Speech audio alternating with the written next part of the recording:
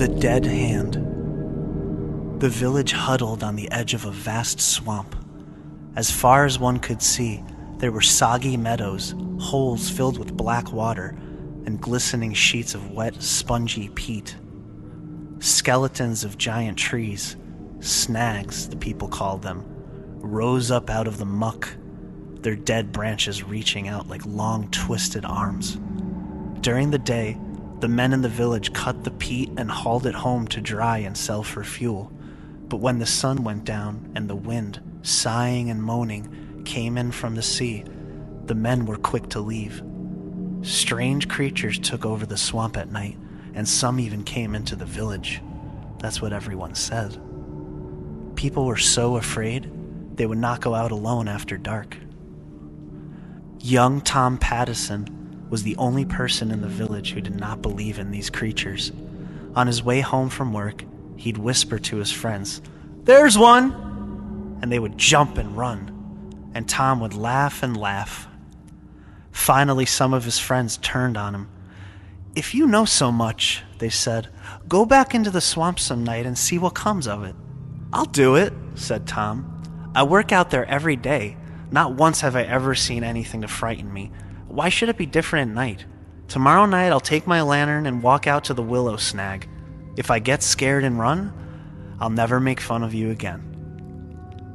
The next night the men went to Tom Pattison's house to see him on his way.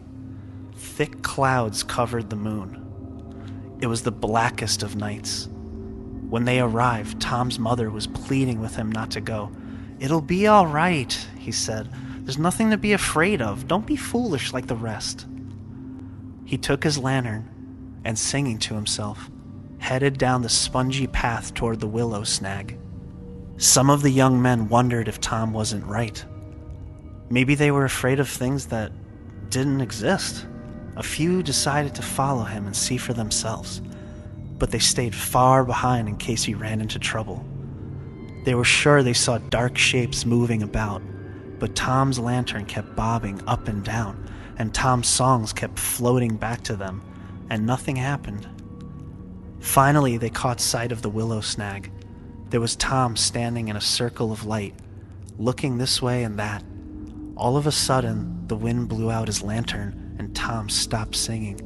The men stood stock still in the blackness, waiting for something awful to happen. The clouds shifted and the moon came out. There was Tom again. Only now, he had his back pushed up against the willow snag, and he had his arms out in front of him as if he were fighting something off. From where the men stood, it looked like dark shapes were swirling in around him. Then the clouds covered the moon again. Once more, it was as black as pitch. When the moon came out again, Tom was hanging onto the willow snag with one arm. His other arm was stretched out in front of him as if something was pulling it. It looked to the men as if a rotting, moldy hand with no arm, a dead hand, had grabbed Tom's hand. With one final wrench, whatever had hold of Tom jerked him into the muck. That's what the men said. When the clouds blotted out the moon once more, the men turned and ran through the blackness toward the village. Again and again, they lost the path and fell into the muck and waterholes. In the end, they crawled back on their hands and knees, but Tom Pattison was not with them. In the morning, the people searched everywhere for Tom. Finally, they gave him up for lost. A few weeks later, toward evening, the villagers heard a cry.